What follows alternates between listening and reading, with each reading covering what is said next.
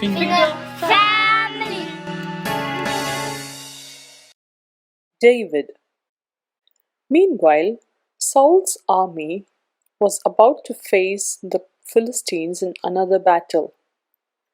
The greatest soldier among the Philistines was called Goliath, who was taller and stronger than any man. "Saul," he cried out, "let us decide the battle by single combat. Will any one of your men dare fight me alone?" Goliath was so huge that none of Saul's men had the courage to face him. Suddenly David stepped forward. "I will fight the Philistine," he said. Everyone was shocked, for David was just a young boy. He went forward to meet the giant, wearing no armor and carrying only his sling. "Here I am, Goliath," he cried. "I'm going to strike you down in God's name."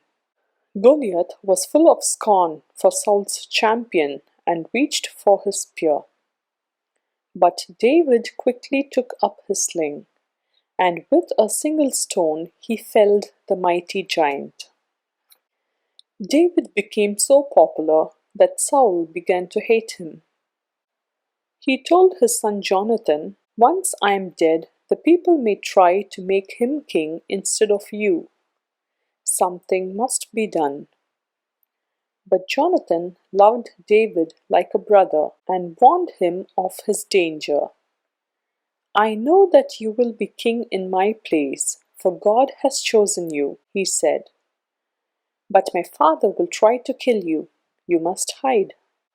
When Saul learned of David's escape, he set after him at the head of a great army.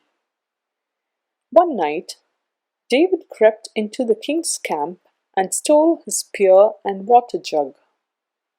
The next morning, when Saul realized how easily David could have killed him, he was ashamed. He finally accepted that David would succeed him, and after Saul's death, David was king for 40 years. He ruled well and wisely from Jerusalem, which since then has been known as David's city. If you like the video, Subscribe to our YouTube channel by hitting the subscribe button below.